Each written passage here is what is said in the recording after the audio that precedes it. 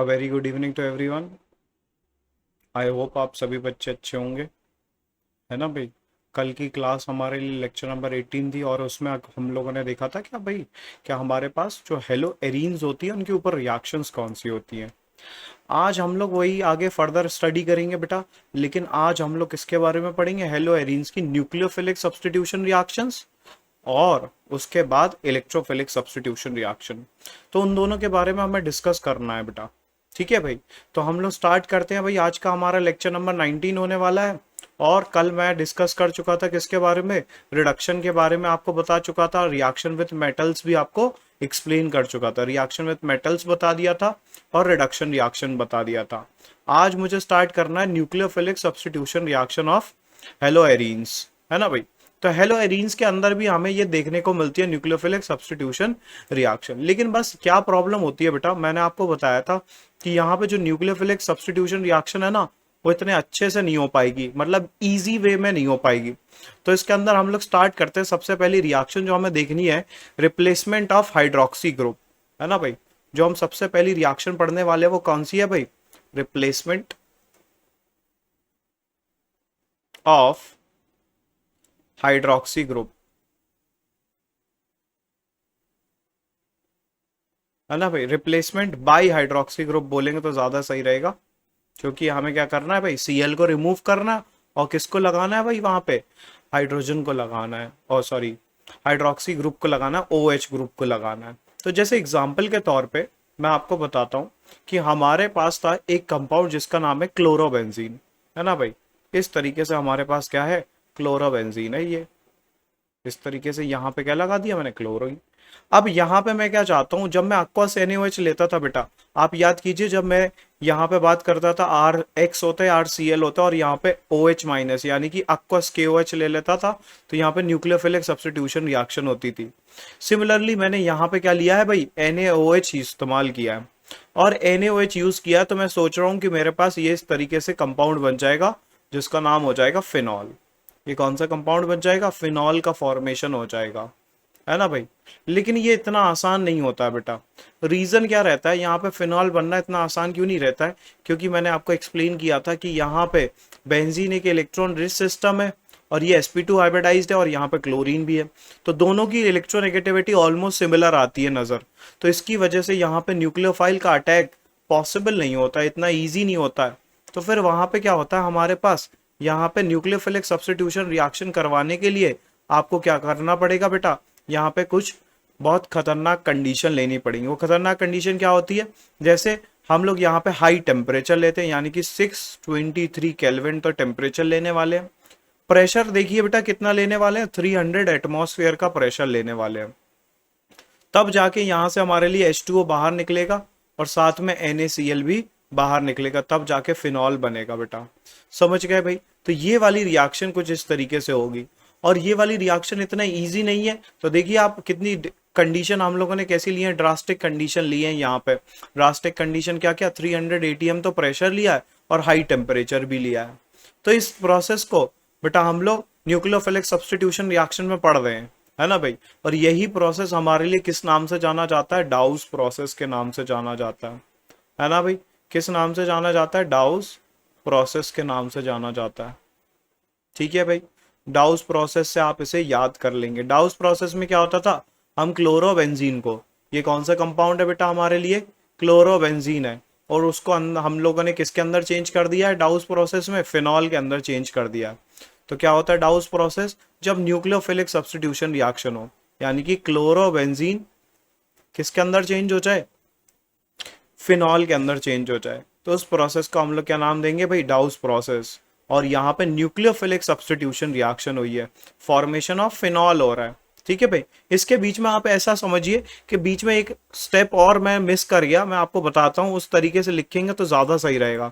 यहाँ पे क्या होता है, सबसे पहले हमारे पास जो क्लोरोबेंजीन रहती है ना भाई, क्लोरोबेंजीन के साथ में जब हम लोग NaOH को ट्रीट कराते हैं इन 623 kelvin temperature and 300 ATM pressure, तो वहां पे हमारे लिए सबसे पहले जो फॉर्म होता है उसको बोलते हैं सोडियम फिनॉक्साइड।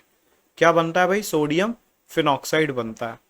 ये आयन फॉर्म होता है बेटा, एक सॉल्ट फॉर्म होगा जिसका नाम क्या है, सोडियम फिनॉक्साइड। ये सोडियम फिनॉक्साइड को हम लोग जब एसिडिफिकेशन कर देंगे, मतलब इसमें क्या डाल देंगे, कोई एसिड डाल देंगे, डाइल्यूट HCl, इसका वर्कअप करा देंगे, तब हमारे लिए यहाँ से NaCl बाहर निकल जाता है बेटा, और साथ में क्या बन के आ जाएगा, फिनॉल बन के आ जाएगा। तो इस तरीके से आप इसको याद रख सकते हैं, और यहाँ पे क्या आ जाएगा, OH आ जाएगा, और ये कौन सा कंपाउंड है, फिनॉल है। ठीक है भाई, तो फिनॉल का फॉर्मेशन हो जाएगा, सोडियम फिनॉक्साइड है ये, और इस वाले कंपाउंड को क्या बोलते हैं, क्लोरोबेंजीन। ठीक है भाई, क्लोरोबेंजीन। इस तरीके से आपसे बोर्ड में क्वेश्चन पूछे जा सकते हैं भाई। ये वाली रिएक्शन आप कन्वर्जन में भी यूज कर सकते हैं। तो अगर हमारे पास कोई भी हेलो एरीन है और उससे फिनॉल बनाना हुआ, तो आप क्या करेंगे भाई, डाउस प्रोसेस का इस्तेमाल कर सकते हैं। ठीक है भाई, अब देखिए ये तो हमारे लिए पहला था रिप्लेसमेंट बाय हाइड्रोक्सी ग्रुप। अब हम इसको किससे रिप्लेस करके देखते हैं, अमीनो ग्रुप से। अमीनो ग्रुप कौन सा ग्रुप होता है बेटा, NH2 ग्रुप होता है। तो मैं यहाँ पे क्या लिखता हूँ, next heading, replacement bye amino group. Replacement bye amino group. Amino group से हम लोग इसे क्या करने वाले हैं, हाँ, रिप्लेस करने वाले हैं। और ये क्या होगा हमारे लिए, यहाँ पे जो कंपाउंड फॉर्म होगा वो एनिलीन फॉर्म होगा। देखते हैं एक बार कैसे, मैं आपको बताता हूँ। यहाँ पर हम लोग क्या लेते हैं, क्लोरोबेंजीन का ही इस्तेमाल करेंगे। किसका इस्तेमाल करेंगे, कोई भी हेलो एरीन होगा उसका इस्तेमाल करेंगे। ये रहा हमारे लिए क्लोरोबेंजीन। इस क्लोरोबेंजीन के ऊपर मैं अमोनिया की रिएक्शन करूंगा। किसकी रिएक्शन करूंगा बेटा, अमोनिया की रिएक्शन करूंगा। और यहाँ पे हम लोग जो रिएजेंट लेंगे वो कौन सा होता है बेटा, जो हम लोग कैटलिस्ट की तरह इस्तेमाल करेंगे, कॉपर ऑक्साइड Cu2O। और टेम्परेचर कितना लेना है, 475 केल्विन, और प्रेशर कितना लेना होता है, 60 ATM। तो देखिए ये वाली रिएक्शन भी हाई टेम्परेचर हाई प्रेशर पे हो रही है, तो ये भी हमारे लिए एक तरीके से न्यूक्लियोफिलिक सब्स्टिट्यूशन रिएक्शन है। और यहाँ पे फॉर्म क्या हो जाता है, एनालीन फॉर्म हो जाता है बेटा। क्या फॉर्म हो जाता है, एनालीन फॉर्म हो जाता है। जैसे ही आप एनालीन बना ले बेटा, तो इसके बाद आपको एक स्टेप हमेशा आगे बढ़ जाना है। Cu2Cl2 फॉर्म हो जाएगा, और साथ में क्या फॉर्म हो जाएगा, H2O। ये कंपाउंड कौन सा है, इसको क्या नाम देते हैं, एनालीन नाम देते हैं। ठीक है भाई, ये एनालीन है। और ये कंपाउंड कौन सा है, क्लोरोबेंजीन है। क्लोरोबेंजीन से एनालीन का फॉर्मेशन कर लिया। और मैंने आपको बताया था कि एनालीन से आपको हमेशा कहाँ पे जाने के लिए सोचना है, डाईएज़ोटाइजेशन रिएक्शन सोचनी है। किसके बारे में सोचना है, डाईएज़ोटाइजेशन रिएक्शन। तो मैं आपको डाईएज़ोटाइजेशन रिएक्शन भी बता देता हूँ यहाँ पे। किसके बारे में, डाईएज़ोटाइजेशन रिएक्शन, वो बहुत इंपॉर्टेंट है। उसको तो मैं बोलता हूँ कि भाई ये एक तरीके से चौराहा है जहाँ से आप सब जगह जा सकते हो। चौराहा क्या मतलब, जंक्शन मान लीजिए, जहां से आप डिफरेंट डिफरेंट प्रोडक्ट को फॉर्म कर सकते हैं। क्या होती है डाइएज़ोटाइजेशन रिएक्शन, आपको एनालीन लेना होता है बेटा। NH2 ले लिया आपने, ये एनालीन ले लिया भाई। इस कंपाउंड के ऊपर, इसका नाम क्या है, एनालीन, और इसके ऊपर मैं रिएक्शन कराऊंगा बेटा। किसकी रिएक्शन कराता हूं, इसके ऊपर मैं रिएक्शन कराता हूं NaNO2 प्लस डाइल्यूट HCl की, डाइल्यूट HCl की। और टेम्परेचर कितना रखता हूँ, 0 से 5 डिग्री सेल्सियस। तो मैंने आपको बताया था जब इनकी रिएक्शन होती है NaNO2 और डाइल्यूट HCl की, तो यहाँ पे बनता है फॉर्म HONO। क्या फॉर्म होने वाला है, होनो, दैट इज नोन एज, ये कौन सा एसिड है हमारे लिए, इस एसिड का नाम भी बताया था मैंने आपको, नाइट्रस एसिड। क्या है भाई, नाइट्रस एसिड। तो या तो आपको एरो के ऊपर डायरेक्ट नाइट्रस एसिड दिखाई दे जाए, या NaNO2 प्लस डाइल्यूट HCl, तो आप वहां पे क्या फॉर्म कर देंगे भाई, बेंजीन डाइजोनियम क्लोराइड का फॉर्मेशन कर देंगे। किसका फॉर्मेशन कर देंगे बेटा, बेंजीन डाइजोनियम क्लोराइड का। ये कंपाउंड कौन सा है हमारे लिए, benzene diazonium chloride, diazonium chloride.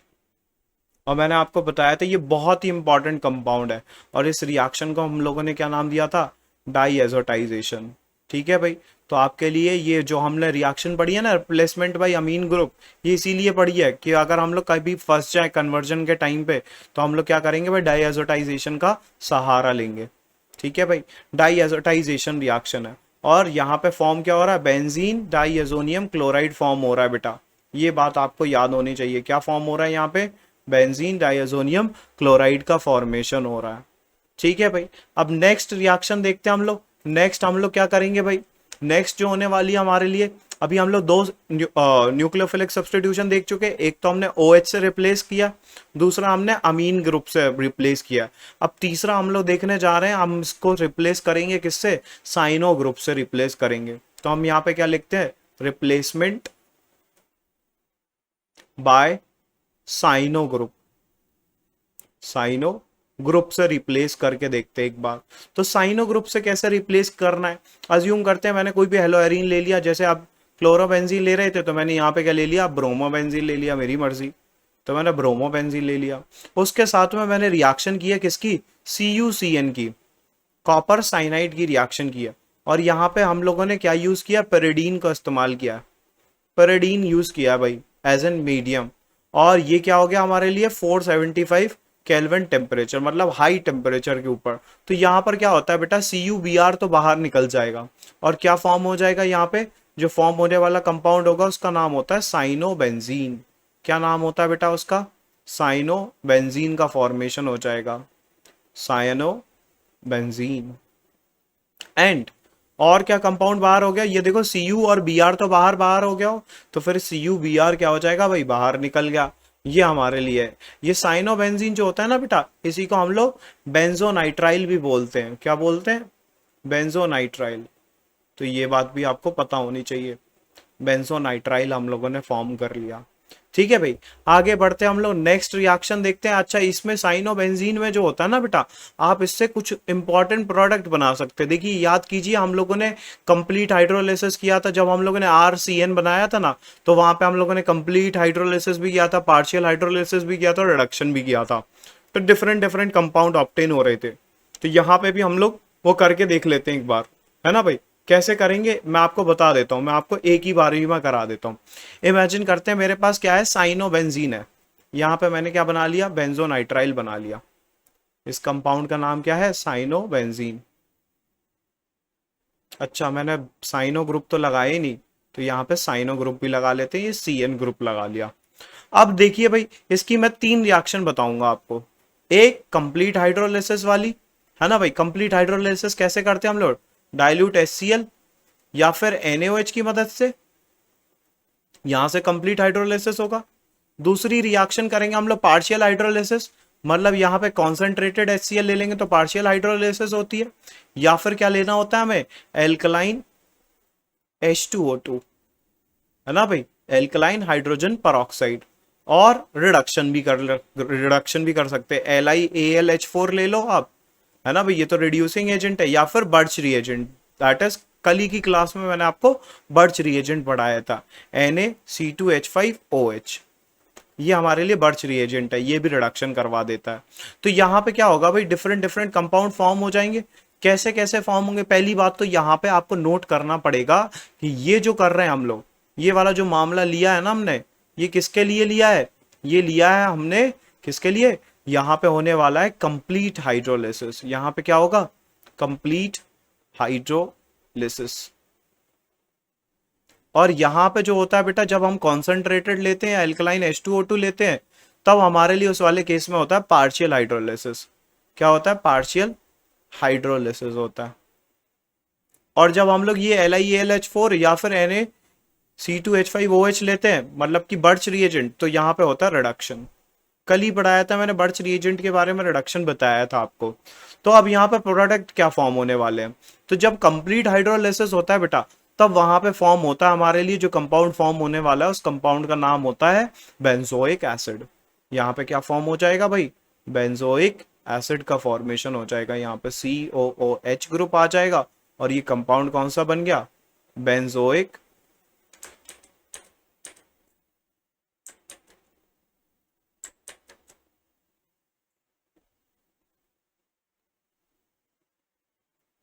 Benzoic acid. और अगर पार्शियल हाइड्रोलिसिस होता है तो वहां पे अमाइड फॉर्म होता है। तो अमाइड कैसा होता है, CONH2 ग्रुप होता है, CONH2 ग्रुप होगा, यहाँ पे CONH2 ग्रुप आ जाएगा। इस कंपाउंड को हम लोग क्या नाम देते हैं, बेंजामाइड। क्या नाम देते हैं भाई, बेंजामाइड, क्योंकि ये अमाइड है और यहाँ पे ओइक एसिड बन रहा है। रिडक्शन के केस में क्या हो जाएगा बेटा, यहाँ पे बन जाएगा हमारे लिए बेंजाइल अमीन। क्या फॉर्म हो जाएगा, बेंजाइल अमीन। रिडक्शन का मतलब क्या होता है? Addition of hydrogen. और मैंने आपको बताया था कि यहाँ से हमारे पास नेसेंट हाइड्रोजन जनरेट होंगे और वहां पे क्या हो जाएगा? रिडक्शन हो जाएगा। तो यहाँ पे क्या फॉर्म होने वाला है? CH2NH2। इस वाले कंपाउंड का नाम क्या है? बेंजाइल अमीन। ये बेंजाइल अमीन का फॉर्मेशन हो गया। ठीक है भाई। तो ये सारे हमारे पास इंपॉर्टेंट रिएजेंट थे। अब यहां पे देखिए बेटा, मैंने आपको न्यूक्लियोफिलिक सब्स्टिट्यूशन रिएक्शन तो पढ़ा दी है। न्यूक्लियोफिलिक सब्स्टिट्यूशन रिएक्शन मैंने आपको 3 बताई है ना भाई। अब इन तीनों में पहली इंपॉर्टेंट कौन सी थी? डाउज रिएक्शन थी। फिर उसके बाद मैंने आपको एनेलीन का फॉर्मेशन सिखाया। एनेलीन क्यों सिखाया? क्योंकि अगर आप क्लोरोबेंजीन पे हैं और आपको एनेलीन बनाना नहीं आता, तो मतलब आप मान लीजिए हमने पूछ लिया आपसे कि यहाँ पे मुझे डाइएजोटाइजेशन आपको नहीं आता है, तो फिर आप बताइए दोबारा से आप डिफरेंट डिफरेंट कंपाउंड नहीं बना पाएंगे, क्योंकि हम लोगों ने बेंजीन डाइएजोनियम क्लोराइड से डिफरेंट डिफरेंट रिएक्शंस किए हैं, है ना भाई। सैंडमेयर रिएक्शन किया है, बाल शीमन रिएक्शन किया है, different different compound, in fact phenol तक हम फॉर्म करेंगे, बेंजीन को भी फॉर्म कर सकते हैं। तो एक तरीके से ये जंक्शन है बेंजीन डाइएजोनियम क्लोराइड, तो यहां से हम लोग कहीं पे भी जा सकते हैं। ठीक है भाई। तो इस तरीके से याद रखिएगा। अब रिप्लेसमेंट बाई साइनो ग्रुप भी पढ़ाया मैंने। रिप्लेसमेंट ऑफ साइनो ग्रुप पढ़ाने का रीजन क्या था? ताकि आपको ये 3 रिएक्शन याद हो जाए। 3 रिएक्शन कौन कौन सी? एक कंप्लीट हाइड्रोलाइसिस वाली, एक पार्शियल हाइड्रोलाइसिस वाली और एक रिडक्शन वाली। देखिए कंप्लीट हाइड्रोलाइसिस कब होगा? जब आपके पास डाइल्यूट HCl होगा और NaOH होगा डाइल्यूट। लेकिन अगर पार्शियल हाइड्रोलाइसिस करना है तो आपको HCl कैसा लेने पड़ेगा? कॉन्सेंट्रेटेड लेना पड़ेगा, तब जाके पार्शियल हाइड्रोलाइसिस होगी। और फिर रिडक्शन के केस में क्या होता है? हम लोग रिड्यूसिंग एजेंट लेते हैं, जैसे कि लिथियम एल्यूमिनियम हाइड्राइड या फिर birch reagent, that is NaC2H5OH का इस्तेमाल करेंगे। अब मैं आपको एक बात बताता हूं कि हमारे पास ना, जब हमें कंपेयर करने की बारी आएगी कि rate of nucleophilic substitution reaction compare कीजिए। यहां पे मैं किसकी बात कर रहा हूं बेटा? Rate of nucleophilic substitution reaction on benzene ring. Benzene ring के ऊपर मैं बात कर रहा हूं, है ना भाई। या फिर ऐसा मान लीजिए क्लोरोबेंजीन के ऊपर बात कर रहा हूं। तो मेरे पास क्या है भाई? मैं इस तरीके से कंपाउंड को रिप्रेजेंट करता हूं भाई। यहां पे देखिए, ये बेंजीन की रिंग बनाई, यहां पे बेंजीन की रिंग बनाई और यहां पे बेंजीन की रिंग बनाई। अब देखिए हमारे पास यहां पर न्यूक्लियोफाइल आने वाला है। इनकमिंग स्पीशीज क्या है? न्यूक्लियोफाइल है।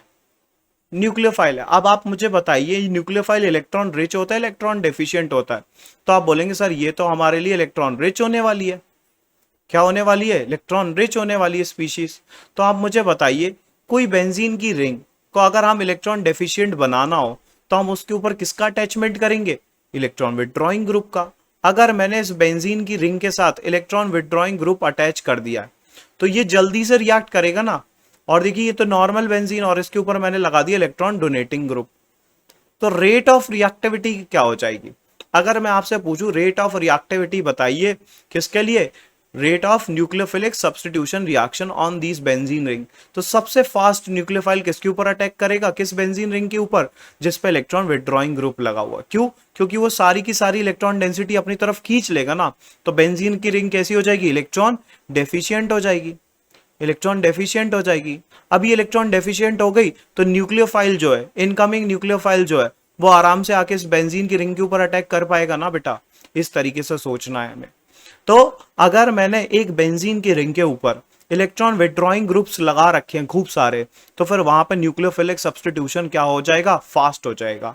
लेकिन यहाँ पे देखो नॉर्मल बेंजीन की रिंग है और यहाँ पे इलेक्ट्रॉन डोनेटिंग ग्रुप है, तो ये तो एक्टिवेट कर रहा होगा रिंग को। इसकी इलेक्ट्रॉन डेंसिटी को क्या कर रहा है भाई? इलेक्ट्रॉन डेंसिटी को क्या कर रहा है? ये इंक्रीज कर रहा है। ये जो भी ग्रुप्स लगे हैं वो इलेक्ट्रॉन डेंसिटी को क्या कर रहे हैं? इंक्रीज करते जा रहे हैं। तो फिर क्या हो जाएगा? यहाँ पे न्यूक्लियोफाइल आ ही नहीं पाएगा। क्यों? अब बताइए, ये भी हमारे लिए रिंग कैसी हो गई? इलेक्ट्रॉन रिच हो गई। और ये न्यूक्लियोफाइल आ रहा है नीचे से, वो भी कैसा है? इलेक्ट्रॉन रिच है। ये न्यूक्लियोफाइल आ रहा है, ये भी कैसा है? इलेक्ट्रॉन रिच है। तो इनके बीच में क्या हो जाएंगे भाई? ये भी इलेक्ट्रॉन रिच और ये भी इलेक्ट्रॉन रिच, तो इनके बीच में रिपल्शन होंगे या नहीं होंगे? तो फिर ये इतनी फास्ट रिएक्ट नहीं कर पाएगी। तो मैंने क्या बोला? ऐसी बेंजीन की रिंग रिएक्शन फास्ट दिखाएंगी जिनके ऊपर इलेक्ट्रॉन विथड्रॉइंग ग्रुप लगे होंगे। और कौन सी रिएक्शन फास्ट दिखाएंगी? Nucleophilic substitution reaction. तो अगर मैं आपसे क्वेश्चन पूछता हूं मैं आपको एक क्वेश्चन देता हूं, उसको आप सॉल्व करके बताइए। ये वाला क्वेश्चन शायद प्रीवियस ईयर क्वेश्चन भी है, मैं आपको डेट भी बता दूंगा इसकी। अभी तो आप इस क्वेश्चन को लिख लीजिए, ये क्वेश्चन बहुत इंपॉर्टेंट है ना भाई। ये वाला क्वेश्चन आपसे पूछा गया है, शायद जेई में पूछा गया है ना। मैं आपको बताता हूं, जैसे मेरे पास क्लोरीन है, इस तरीके से मैंने क्या लगा दिया भाई, क्लोरीन। बोर्ड्स में भी पूछा गया बेटा, ये बोर्ड्स वाला भी क्वेश्चन है। क्लोरोबेंजीन है, यहां पे मैंने क्या किया भाई, नाइट्रो ग्रुप लगा दिया। कहां पे लगा दिया, पैरा पोजीशन पे नाइट्रो ग्रुप लगा दिया। फिर मैंने क्या किया है, एक और कंपाउंड लिया है, यहां पे मैंने 2 नाइट्रो ग्रुप लगा दिया भाई। एक ऑर्थो पोजीशन पे नाइट्रो ग्रुप लगा दिया है, और एक वाली पोजीशन पे नाइट्रो ग्रुप लगा दिया। और फिर क्या किया है मैंने भाई, 3 जगह पे नाइट्रो ग्रुप लगा दिए। यहां पे भी नाइट्रो ग्रुप लगा दिया है, यहां पे भी नाइट्रो ग्रुप लगा दिया है, और यहां पे भी नाइट्रो ग्रुप लगा दिया, और साथ में ये है। तो ये कंपाउंड के लिए पूछा गया था कि compare rate of nucleophilic substitution reaction. Compare rate of nucleophilic substitution reaction. Question क्या पूछा गया है, compare rate of nucleophilic substitution reaction. बहुत इंपॉर्टेंट क्वेश्चन है बेटा ये, जीओसी में हम लोग इसके बारे में पढ़ते हैं। तो आप नोटिस कीजिए, अब देखिए ये तो नॉर्मल क्लोरोबेंजीन है, ठीक है भाई। क्लोरोबेंजीन तो सभी जगह दिख रहा है, मतलब क्लोरीन तो हमें फिक्स दिख रहा है, क्लोरीन और बेंजीन तो दिख रहा है। बस क्या चेंज हो रहा है बेटा, ये नाइट्रो ग्रुप ही तो चेंज हो रहा है। यहाँ पे देखो एक नाइट्रो ग्रुप है, यहाँ पे 2 नाइट्रो ग्रुप लगा रखे हैं, और यहाँ पे 3-3 नाइट्रो ग्रुप लगा रखे हैं हमने। कितने नाइट्रो ग्रुप लगा रखे हैं, 3-3 नाइट्रो ग्रुप लगा रखे हैं। अब वही तो बात है, मैंने बोला था OH का अटैक कराना है, Cl को हटाना है। तो किस में फास्ट होगी रिएक्शन, आपको मैं बताता हूं बेटा। यहां पे आप नोटिस करेंगे कि हमारे पास जो नाइट्रो ग्रुप है ना, वो होता है कैसा इफेक्ट लगाता है, -m इफेक्ट लगाता है, -I इफेक्ट लगाता है ना भाई। -m इफेक्ट लगाने वाला -I, यानी कि ये एक तरीके से इलेक्ट्रॉन विड्रॉइंग ग्रुप है। कैसा इफेक्ट लगाएगा, ये इलेक्ट्रॉन विड्रॉइंग ग्रुप ही तो है। तो देखो यहां पे तो एक इलेक्ट्रॉन विड्रॉइंग ग्रुप लगा है, यहां पे भी एक इलेक्ट्रॉन विड्रॉइंग ग्रुप लगा है, नहीं नहीं, यहां तो 2-2 लगे हैं इलेक्ट्रॉन विड्रॉइंग ग्रुप। और यहां पे कितने लगे हैं बेटा, 3 इलेक्ट्रॉन विड्रॉइंग ग्रुप लगे। ये भी इलेक्ट्रॉन विड्रॉइंग ग्रुप है, ये भी इलेक्ट्रॉन विड्रॉइंग ग्रुप है, और ये भी इलेक्ट्रॉन विड्रॉइंग ग्रुप है। तो आप मुझे बताइए कौन जल्दी से रिएक्ट कर जाएगा न्यूक्लियोफाइल के साथ। मतलब अगर OH नेगेटिव मैंने डाल रखा है, तो फिर कौन जल्दी से रिएक्ट कर जाएगा। तो आपका आंसर आएगा, सर मेरे को तो ये वाला आंसर तो अपने आप ही आ गया। इसमें सबसे फास्ट तो ये पहला वाला रिएक्ट, ये लास्ट वाला है ना सर, ये 4th वाला कंपाउंड, ये जल्दी से रिएक्ट कर जाएगा। इसके कंपैरिजन में फिर ये रिएक्ट करेगा, फिर ये रिएक्ट करेगा। सबसे लीस्ट कौन होगा, क्लोरोबेंजीन की रिएक्शन होगी। समझ में आई बात। तो इस तरीके से होती है हमारे लिए रिएक्शन। मैं आपको बताता भी हूं, अगर मैं इनका डेटा निकाल के रखूं ना, तो आपको समझ में आएगा। देखिए मैं एक बार एक फोटो लेके आता हूं, उससे आपको डेटा कंपेयर करने में आसानी होगी। ठीक है भाई, मैं एक डेटा निकाल के लाता हूं, तो उससे आपको आसानी होगी। देखिए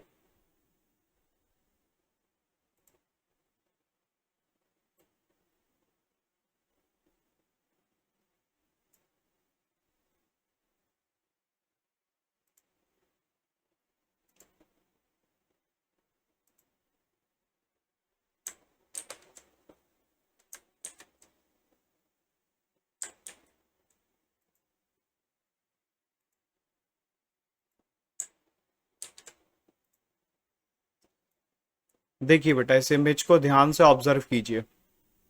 अब देखिए यहां पे हमारे पास क्या हो रहा है, आप नोटिस करेंगे कि इस वाले केस में हमारे पास, अगर आप नोटिस करें बहुत ध्यान से, तो यहां पे क्या होने वाला है, क्लोरोबेंजीन की रिएक्शन किया हमने।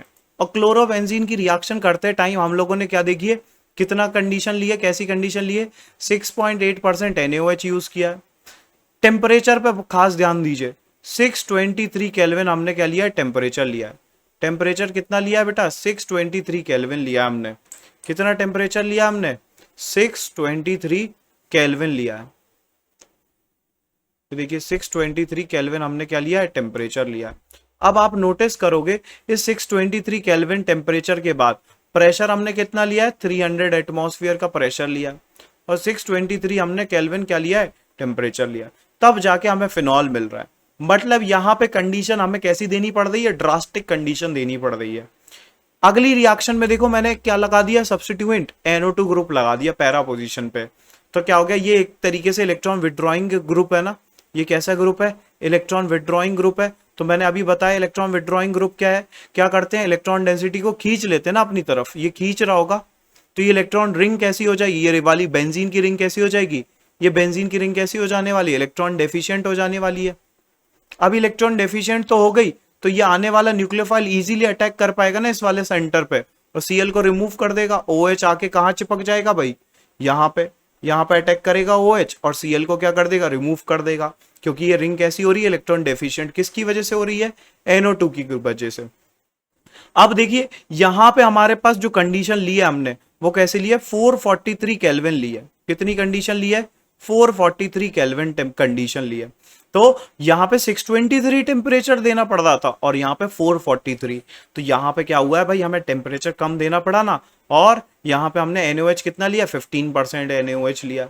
अब देखिए अगले वाले केस में, देखिए अगले वाले केस में आप नोटिस करोगे कि यहां तो टेम्परेचर और ही कम दिया है, 368 केल्विन टेम्परेचर दिया है, और अक्वस NaOH यूज किया है। वहां तो हम लोग कॉन्सेंट्रेटेड यूज कर रहे थे, मतलब थोड़ा सा एक तरीके से 15% सॉल्यूशन बना के यूज कर रहे थे, 6 to 8% यूज कर रहे थे।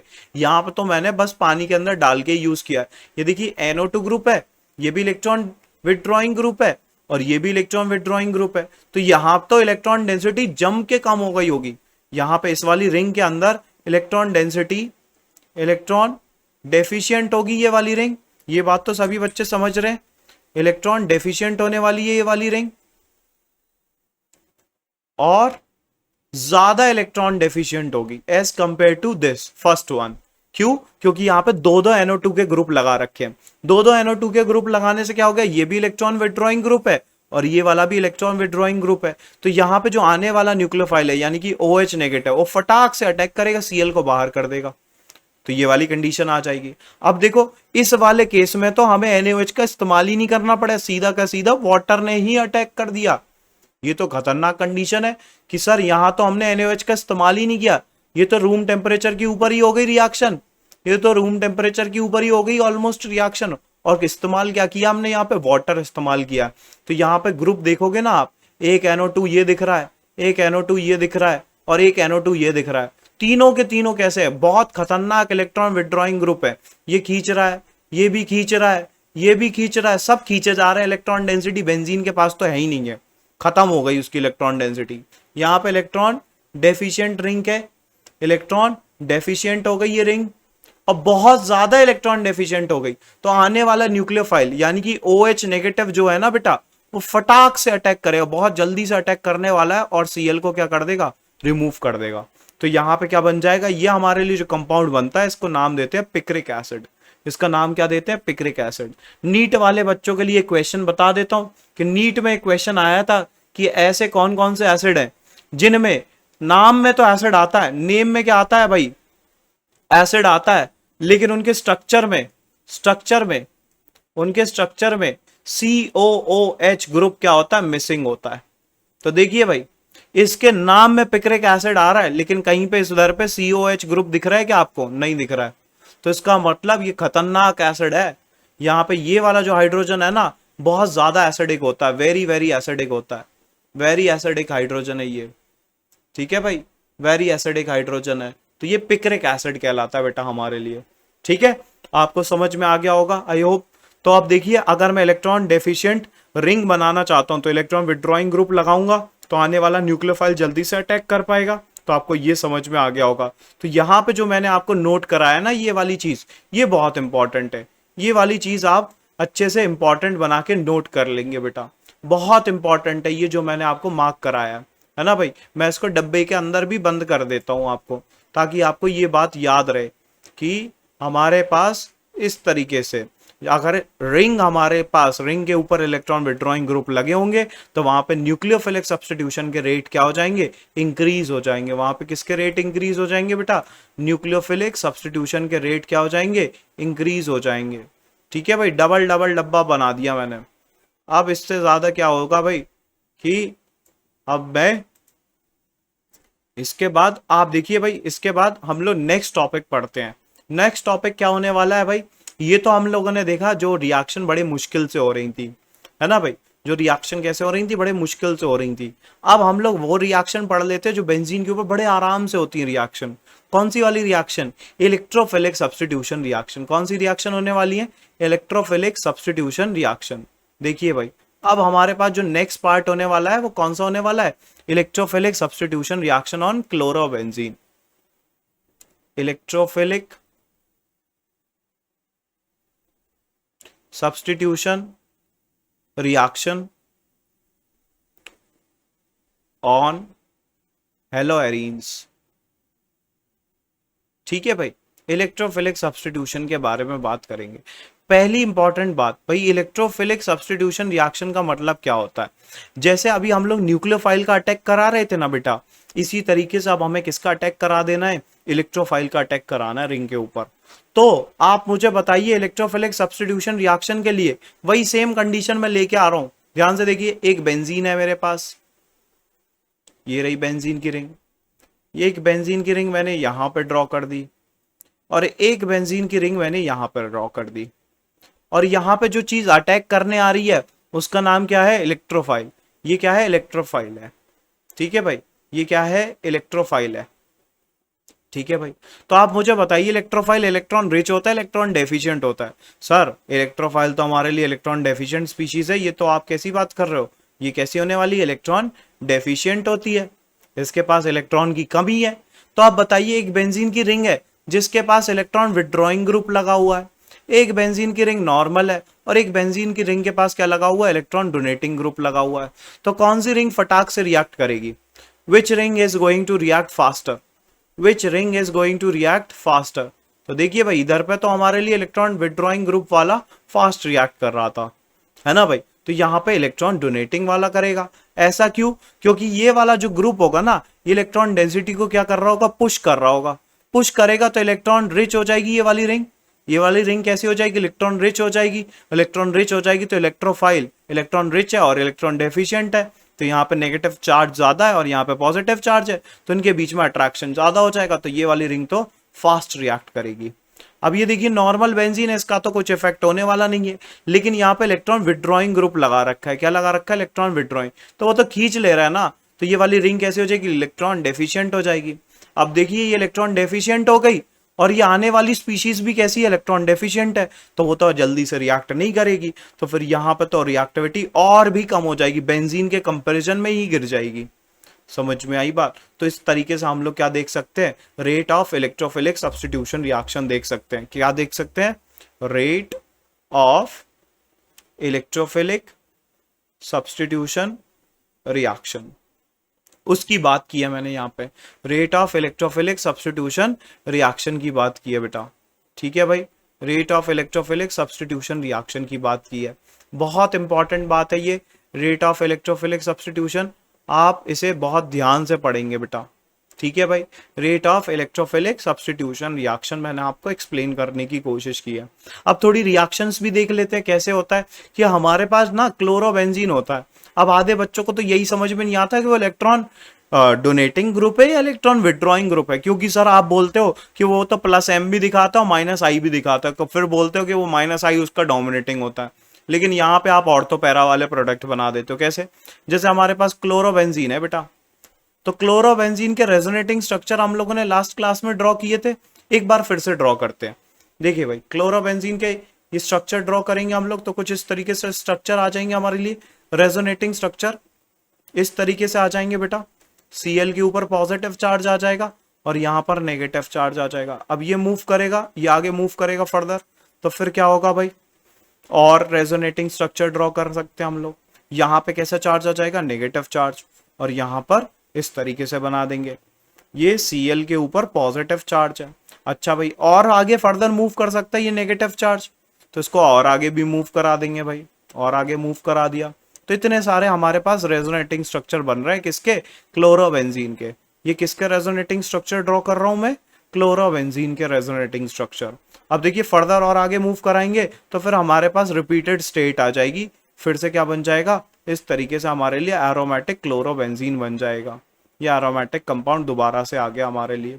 तो देखिए, आप इसमें नोटिस करोगे, इसमें क्या होने वाला है हमारे लिए? ये रेजोनेंस दिखा रहा है, और क्लोरीन जो होता है ना हमारे लिए, वो कैसा इफेक्ट लगा रहा है, ये जो क्लोरीन ग्रुप है ना ये बेंजीन के साथ चिपका हुआ तो है, किसके साथ चिपका हुआ है, बेंजीन के साथ, लेकिन ये इफेक्ट कैसा लगा रहा है, यहाँ पे आप नोटिस करोगे ये तो हमें लगा के दिखा रहा है sir plus M effect, benzene की रिंग को ये एक्टिवेट कर रहा है और साथ में क्या कर रहा है ये माइनस आई भी लगा रहा है।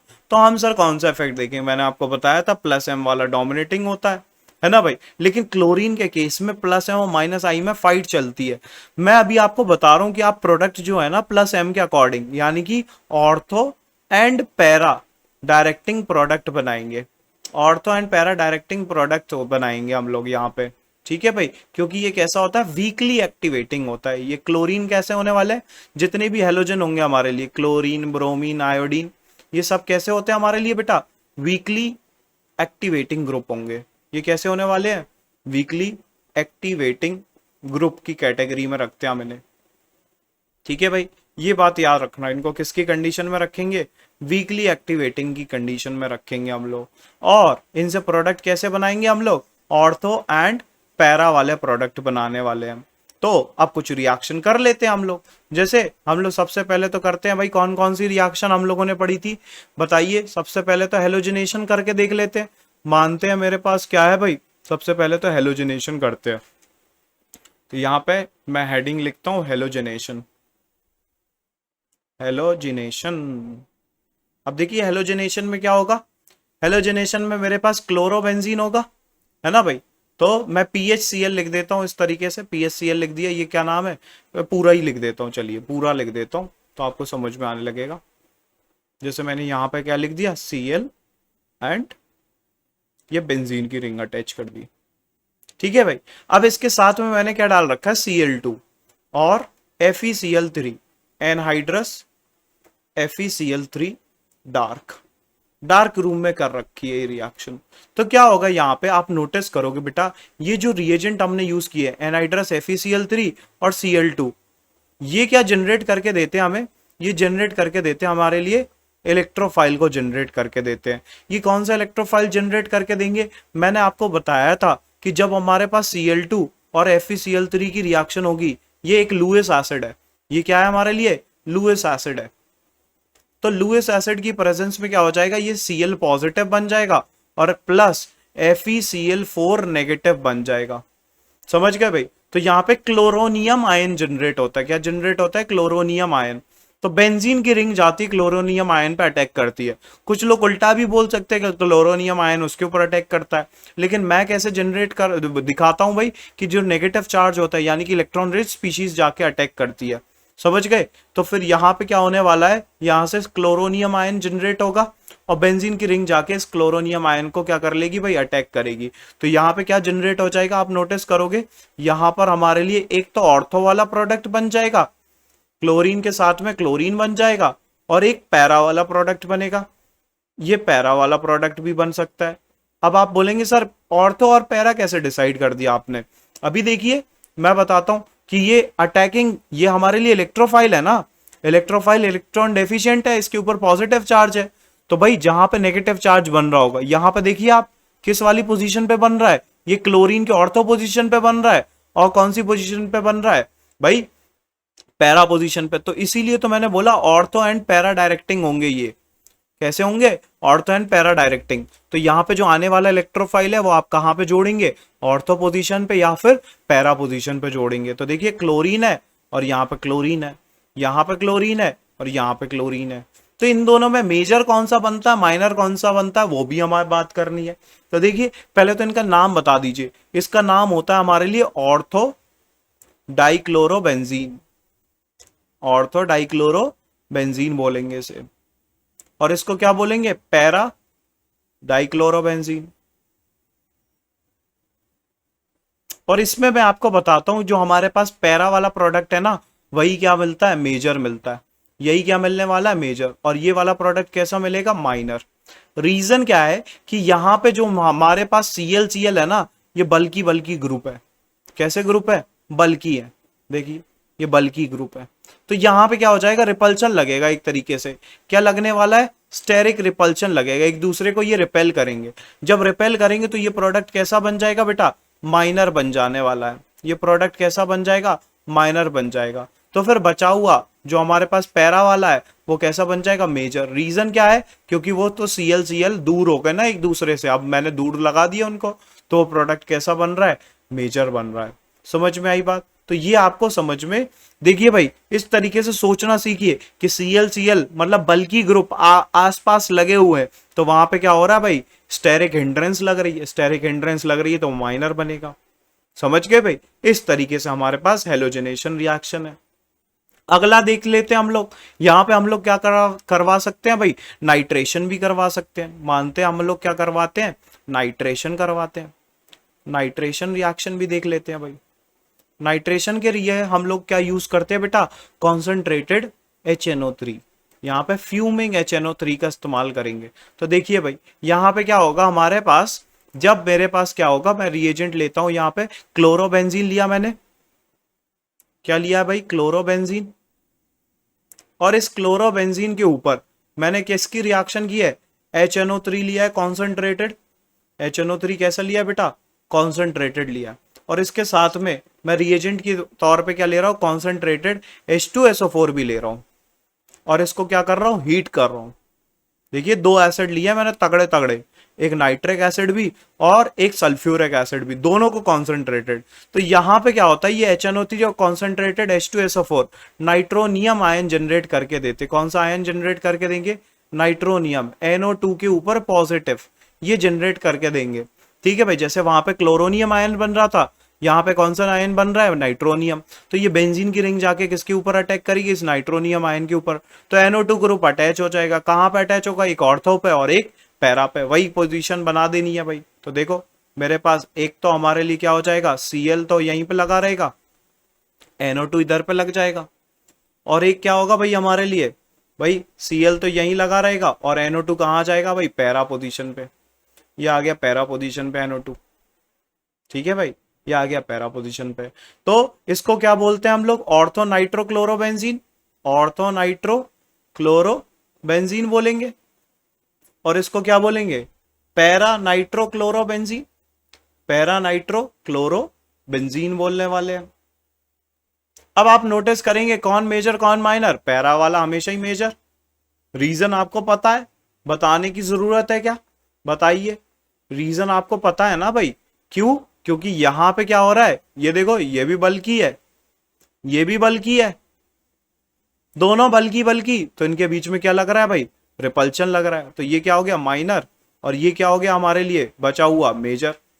समझ में आई बात, मेजर क्यों हो गया भाई, रीजन पता चल गया ना, मेजर क्यों हो गया, क्योंकि जो हमारे पास यहाँ पे रिपल्शन जो है वो कम है, इन दोनों के बीच में रिपल्शन क्या है भाई, कम है। ये Cl यहाँ पे लगा हुआ है, NO2 इधर लगा हुआ है अपोजिट में, तो फिर यहाँ पे रिपल्शन क्या होगा बेटा, कम होगा।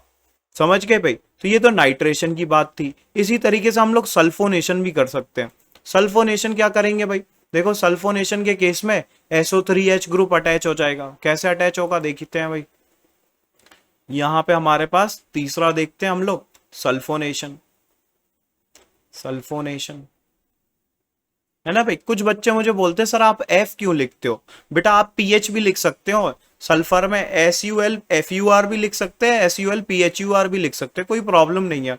वो तो नेम लिखने का तरीका है। कुछ लोग सल्फर में SUL PHUR लिखते हैं, कुछ लोग SUL PHUR लिखते हैं, कोई दिक्कत नहीं है बेटा। ठीक है, अब देखिए जैसे मेरे पास क्लोरोबेंजीन है, अब क्लोरोबेंजीन के ऊपर सिर्फ और सिर्फ मैं क्या डालता हूं, कॉन्सेंट्रेटेड H2SO4, सिर्फ H2SO4 डाल के मैंने क्या कर दिया, इसे हीट कर दिया। तो यहाँ पे जो बनने वाला प्रोडक्ट होगा वहां पे SO3H आ जाएगा, सल्फोनिक एसिड बनेगा। 2 क्लोरोसल्फोनिक एसिड बन सकता है, 4 क्लोरोसल्फोनिक एसिड। मैं दोनों ड्रॉ करके बताता हूँ, ये बन गया भाई। यहाँ पे हमारे लिए SO3H ग्रुप आ जाएगा, एक इस वाली पोजीशन पे SO3H आ जाएगा और एक पैरा वाली पोजीशन पे आ जाएगा। अब आप खुद ही बताएंगे कौन मेजर कौन माइनर, मैं नहीं बताने वाला। सर पैरा वाला तो हमेशा ही मेजर आता है, ये तो हमें याद हो गया। पैरा वाला कैसा होने वाला है, हमेशा ही मेजर आने वाला है ना भाई। तो इनके नाम भी आपको पता होने चाहिए। इसका नाम क्या होगा, 2 chloro benzene sulphonic acid, sulphonic acid. और इसका नाम क्या होगा, 4 क्लोरो बेंजीन सल्फोनिक एसिड। ठीक है भाई, इसका नाम क्या होना है। और कौन मेजर कौन माइनर ये भी आपको पता है कि सर ये वाला तो हमारे लिए मेजर होगा और ये वाला क्या होगा हमारे लिए माइनर होगा। रीजन आपको पता है ना भाई, रीजन आपको पता है, बताने की जरूरत तो नहीं, अभी डिस्कस किया था हमने कि यहां पे स्टेरिक रिपल्शन होगा, यहां पे क्या होगा भाई, यहां पे स्टेरिक रिपल्शन होगा, इनके बीच में स्टेरिक रिपल्शन होगा, ये स्टेरिक रिपल्शन है। और यहाँ पे तो ये दूर दूर लगे हुए हैं तो इन्हें एक दूसरे से कुछ लेना ही देना नहीं है, तो ये मेजर हो जाएगा और ये वाला क्या हो जाएगा हमारे लिए, माइनर हो जाएगा। बहुत सिंपल सा टास्क था, है ना भाई, बहुत सिंपल सा टास्क था, ये हो गया हमारे लिए। अब आगे बढ़ते हैं हम लोग, आगे वाले टॉपिक पे देखते हैं भाई आगे क्या होगा हमारे लिए। अच्छा एक बात और, क्या कुछ बच्चों को तो यही समझ में नहीं आ रहा होगा कि सर आपने ये नंबरिंग कैसे की, ये 2 क्लोरो कैसे आ गया। देखिए बेटा, जो SO3H होता है ना, वो प्रायोरिटी ऑर्डर, प्रायोरिटी टेबल में पहले आता है, तो उसको हम लोग को नंबर 1 देना पड़ेगा ना, जिस कार्बन से वो अटैच्ड है। तो फिर जो बचे हुए सब्स्टिट्यूएंट, तो यहाँ पे 2, फिर यहाँ 3, यहाँ 4, यहाँ 5 और यहाँ कितना देना पड़ेगा, 6। इसी तरीके से इसे 1 देना पड़ेगा, इसे 2, इसे 3 और इसे 4। तो देखिए 4 क्लोरो बेंजीन सल्फोनिक एसिड आ रहा है, नहीं आ रहा है, तो 4 क्लोरो बेंजीन सल्फोनिक एसिड है और ये 2 क्लोरो बेंजीन सल्फोनिक एसिड है। ठीक है भाई, इसके बाद 2 रिएक्शन और है हमारे लिए जो बहुत इंपॉर्टेंट है, एक का नाम है फ्रीडल क्राफ्ट एल्काइलेशन और दूसरे का नाम है फ्रीडल क्राफ्ट एसाइलेशन। तो वो रिएक्शन और पढ़ लेते हैं हम लोग, है ना भाई। तो अब हम लोग फ्रीडल क्राफ्ट एल्काइलेशन की बात करते हैं, किसकी बात करते हैं, फ्रीडल क्राफ्ट एल्काइलेशन रिएक्शन। तो यहां पे हम लोग हेडिंग क्या लिखेंगे, फ्रीडल क्राफ्ट रिएक्शन। क्या पढ़ने वाले हैं, फ्रीडल क्राफ्ट रिएक्शन। ठीक है भाई, इसमें हम लोग को 2 पढ़नी होती है, एक तो हमें पढ़नी होती है एल्काइलेशन और एक पढ़नी होती है हमारे लिए असाइलेशन। ठीक है भाई, दोनों पढ़ते हैं एक ही साथ में।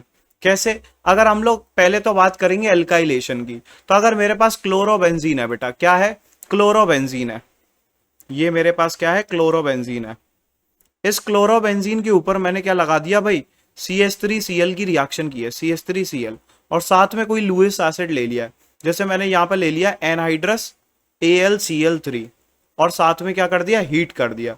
तो यहां पे क्या होगा, CH3 पॉजिटिव, यानी कि ये वाला रेडिकल जनरेट हो जाएगा और बेंजीन की रिंग इसके ऊपर जाकर अटैक करेगी। तो एक जगह पे तो CH3 ग्रुप ऑर्थो पोजीशन पे चिपक जाएगा और एक कहां पे चिपक जाएगा बेटा, पैरा पोजीशन पे। तो यहां पे CH3 चिपक गया और एक बार क्या हो जाएगा, पैरा पोजीशन पे अटैच हो जाएगा, यहां पे अटैच हो जाएगा, आपको नजर आएगा ये पैरा पोजीशन पे अटैच हो जाएगा। अब देखिए ये एल्काइल ग्रुप चिपक रहा है ना, तो यहां पे क्या बोलेंगे हम लोग, एल्काइलेशन। इसका नाम क्या हो जाएगा, फ्रीडल क्राफ्ट एल्काइलेशन। इसका नाम क्या हो जाएगा, फ्रीडल क्राफ्ट एल्काइलेशन नाम हो जाएगा। ठीक है भाई, लेकिन बात यहां पे क्या याद रखने वाली है कि यहां पे इंपॉर्टेंट बात जो याद रखनी है कि आपको क्या बनाना है, कार्बोकैटायन बनाना है। और कार्बोकैटायन के अंदर क्या पॉसिबिलिटी होती है, रीअरेंजमेंट की। तो अगर मान लो कोई ऐसा कार्बोकैटायन बना दिया जो 1 डिग्री और जो 2 डिग्री में टर्न हो सकता, तो आपको पहले उसे रीअरेंजमेंट कराना है, फिर बेंजीन का रिंग का अटैक करवाना है। समझ में आई बात। तो यहाँ पे जो प्रोडक्ट बन रहे हैं उनके नाम क्या होंगे, इसको बोलेंगे ऑर्थोक्लोरोटोलुइन, ऑर्थोक्लोरोटोलुइन, और इसको क्या बोलते हैं बेटा, पैराक्लोरोटोलुइन। अब इसमें ये नहीं बताऊंगा मैं कौन मेजर कौन माइनर, ये कौन सा है हमारे लिए मेजर और ये वाला कौन सा होगा भाई माइनर। ये कम अमाउंट में फॉर्म होगा। रीजन क्या है, वही रीजन है, ये क्लोरीन और क्लोरीन, ये CH3 के बीच में क्या लग रहा है भाई, रिपल्शन लग रहा है, और यहाँ पे क्लोरीन दूर है CH3 के कंपेरिजन में बेंजीन की रिंग में। तो फिर क्या हो जाएगा भाई, ये मेजर हो जाएगा हमारे लिए और ये वाला कैसा हो जाएगा, माइनर हो जाएगा। ये तो आपको समझ में आना चाहिए। इस रिएक्शन का नाम क्या है भाई, ये रिएक्शन कहलाती है हमारे लिए फ्रीडल क्राफ्ट एल्काइलेशन, और बहुत ही इंपॉर्टेंट रिएक्शन है। यहाँ पे इंपॉर्टेंट बात क्या बताई मैंने कि आप तो ये वाली चीज याद रखें, क्या कि CH3 यहाँ पे कार्बोकैटायन का फॉर्मेशन हो रहा है। किसका फॉर्मेशन हो रहा है बेटा, यहाँ पे कार्बोकैटायन का फॉर्मेशन हो रहा है। ठीक है भाई, अगली मैं आपको बताता हूं हमारे लिए एसाइलेशन या फिर एल्कानोइलेशन बोलते हैं हम उसे। क्या बोलते हैं, एल्कानोइलेशन। देखते हैं एक बार एल्कानोइलेशन कैसे होगी। जैसे हमारे पास यहाँ पे अब क्या गिवन है, यहाँ पे मेरे पास क्लोरोबेंजीन ही गिवन है। ठीक है भाई, इस क्लोरोबेंजीन के ऊपर उन्होंने क्या किया भाई, या तो वह एसिड एनहाइड्राइड दे सकता है या असाइल क्लोराइड। यहां पर CH3COCl भी गिवन हो सकता है, नहीं तो क्या गिवन होगा, CH3CO होल ट्वाइस O, यानी कि एनहाइड्राइड भी गिवन हो सकता है। इसके साथ में आपको क्या गिवन होगा, एनहाइड्रस AlCl3 गिवन होगा, AlCl3, और साथ में हीट गिवन होगा। तो यहां से क्या जनरेट होता है बेटा, असाइलियम आयन जनरेट होता है, यानी कि CH3CO के ऊपर पॉजिटिव चार्ज ये जनरेट होगा। बेंजीन की रिंग इसके ऊपर अटैक करेगी तो एक जगह पर COCH3 जुड़ जाएगा, दूसरी जगह पर COCH3 जुड़ जाएगा। इस वाले कार्बन सेंटर को ध्यान दीजिए बेटा, ये वाला जो कार्बन सेंटर है ना, जो मैंने यहाँ पे ब्लू कलर से मार्क कर रखा है, ध्यान से देखिए, इस कार्बन सेंटर के ऊपर अटैक होता है, इसके ऊपर ही है पॉजिटिव चार्ज। तो फिर यहाँ पे बनने वाला कंपाउंड क्या होगा, आप नोटिस करोगे कि यहाँ पे तो हमारे लिए सर ऐसा कंपाउंड बन जाएगा कि एक जगह पर COCH3 ऑर्थो पोजीशन पे जुड़ जाएगा, यहाँ पे COCH3 ऐसे जुड़ जाएगा, और एक बार कहाँ पे जुड़ेगा, पैरा वाली पोजीशन पे जुड़ेगा। ये रहा पैरा वाली पोजीशन पे मैंने क्या जोड़ दिया भाई, COCH3 ग्रुप को जोड़ दिया।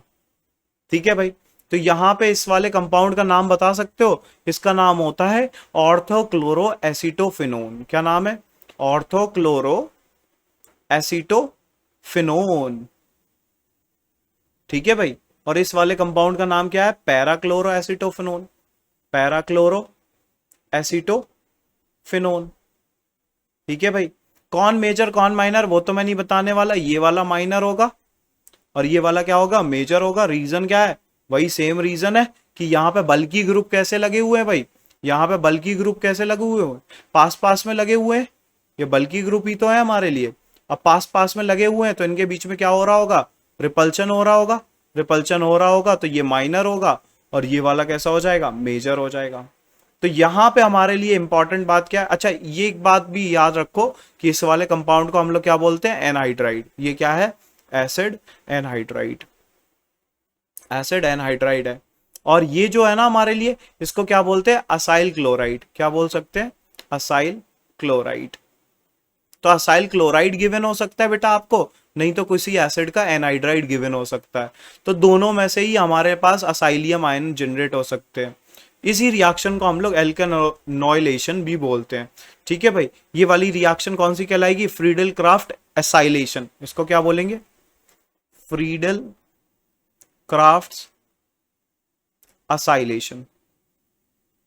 ठीक है भाई, इसको क्या बोलने वाले हैं, फ्रीडल क्राफ्ट असाइलेशन बोलेंगे। तो ये हमारे लिए इंपॉर्टेंट रिएक्शन है, एक नेम्ड रिएक्शन है फ्रीडल क्राफ्ट असाइलेशन। ठीक है भाई, इसके साथ ही बेटा अब ये जो हम लोगों ने पढ़ा है, ये वाला टॉपिक होता है हमारा एंड, है ना भाई, ये वाला टॉपिक हमारा क्या होता है, खत्म हो जाता है। अब आपका हम लोगों ने जो मेजर पार्ट था इस चैप्टर का वो कंप्लीट कर लिया। अब हमारे पास जो होगा ना भाई, वो लेफ्ट आउट पार्ट है। तो अब हम कोशिश करेंगे कि हमारे पास अब जो पार्ट बच गया वो कौन कौन से हैं। यहाँ पे देखिए मैं आपको लिख के बताता हूँ, हम लोगों ने बहुत कुछ पढ़ लिया। अब हमारे पास जो लेफ्ट आउट पार्ट है वो कौन सा है, एक तो है फिजिकल प्रॉपर्टीज, हमें पढ़ना बाकी है। फिजिकल प्रॉपर्टीज के बारे में मैं एक लेक्चर लेके आऊंगा, उसमें ही एक्सप्लेन कर दूंगा। फिजिकल प्रॉपर्टीज के बारे में पढ़ना है, ठीक है भाई। और उसके बाद में दूसरा जो टॉपिक हमें पढ़ना है, some important compounds. Some important compounds के बारे में हमें पढ़ना बाकी रह गया, ये टॉपिक रिमेनिंग है। बाकी आप मेजर पार्ट एनसीईआरटी का सॉल्व कर सकते हैं, एक्सरसाइज का सॉल्व कर सकते हैं। ठीक है भाई, तो ये रिमेनिंग पार्ट है हमारा, मेरी तरफ से ये रिमेनिंग पार्ट रह गया है। ठीक है भाई, तो आप बाकी सारा काम तो सॉल्व कर ही सकते हैं। फिजिकल प्रॉपर्टीज वाले क्वेश्चन नहीं होंगे आपके, बस हम इंपॉर्टेंट कंपाउंड्स वाले, जैसे भाई CH3Cl की CHCl3 की प्रिपरेशन मैं आपको करवा दूंगा, DDT आपको बता दूंगा DDT क्या होता है इसके बारे में। तो फिर ये सारे कंपाउंड भी हमारे कंप्लीट हो जाएंगे। मिनिमम हमारे पास कितने लेक्चर बचे हैं भाई, हमारे पास 2 to 3 लेक्चर में हमारा कंप्लीट हो जाएगा। उसके बाद हमारा टारगेट होगा कि हम लोग जो नया चैप्टर है, जो हमें न्यू चैप्टर पढ़ना है, वो चैप्टर कौन सा होने वाला है भाई, alcohol phenols and ethers. Alcohol phenols and ethers, उसको हम लोग स्टार्ट करेंगे बेटा। ठीक है भाई, तो आप अब क्वेश्चन की प्रैक्टिस करनी स्टार्ट कर दीजिए। है ना भाई। तो ये 2-3 लेक्चर मैं इसको पढ़ाने के बाद, ये रिमेनिंग पार्ट जो है पढ़ाने के बाद, मैं कोशिश करूंगा कि रिवीजन की एक सीरीज लेके आऊं बेटा, रिवीजन वाली क्लास लेके आऊं। रिवीजन की अगर आपको क्लास चाहिए है तो है ना भाई, आपको थोड़ा सा सपोर्ट दिखाना पड़ेगा, है ना भाई। सपोर्ट कीजिए, आप चैनल को लाइक कर दीजिए भाई, सभी बच्चे लाइक कर देंगे, शेयर कर देंगे, सब्सक्राइब कर देंगे, तो फिर क्या होगा भाई, मुझे मोटिवेशन मिल जाएगा, मैं आगे बढ़ूंगा। आपके लिए रिवीजन की क्लास लेके आऊंगा, यानी कि वन शॉट वाली क्लास लेके आऊंगा। ये पूरा चैप्टर हम लोग एक ही क्लास में समराइज कर लेंगे, है ना भाई। एक ही क्लास में हम लोग क्या कर लेंगे, समराइज कर लेंगे। नहीं होता है तो मैक्सिमम 2 क्लास लगेंगी, बस उससे ज्यादा नहीं लगेंगी।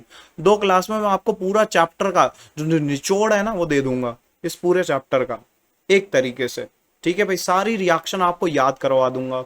और ये वाले जो, अगर आप नोट्स चाहते हैं बेटा, नोट्स चाहते हैं तो फिर आप मुझे कमेंट्स में बताइए। अगर आप नोट्स चाहते हैं ये, तो आप मुझे लिखिए कि कमेंट्स में आप मुझे बता दीजिए कि सर मुझे नोट्स चाहिए हैं, तो हो सकता है मैं अरेंजमेंट कर दूंगा, या फिर गूगल ड्राइव पे डाल दूंगा, तो उससे आप डाउनलोड कर सकते हैं। इस तरीके से हमारे पास कुछ ना कुछ पॉसिबिलिटी होगी तो हम लोग वो भी अरेंज कर देंगे। ठीक है भाई, लेकिन सभी बच्चे पढ़ाई जरूर करेंगे, ढंग से करेंगे पढ़ाई। और भाई आप सपोर्ट कीजिए चैनल को, तो फिर मुझे भी मोटिवेशन मिलेगा। आज के लिए इतना ही करते हैं बेटा। ये आज हमारा लेक्चर नंबर 19 था, है ना भाई। तो अब हमारा जो नेक्स्ट लेक्चर होगा 21 लेक्चर और 22 लेक्चर मोस्ट प्रोबेबली उसमें खत्म हो जाएगा हमारा। 22 लेक्चर तक हमारा ये चैप्टर खत्म हो जाएगा। इस चैप्टर में हमें ज़्यादा टाइम क्यों लगा है बेटा, क्योंकि इसमें मैंने आपको कॉन्सेप्ट बहुत सारे डिटेल में सिखाए हैं।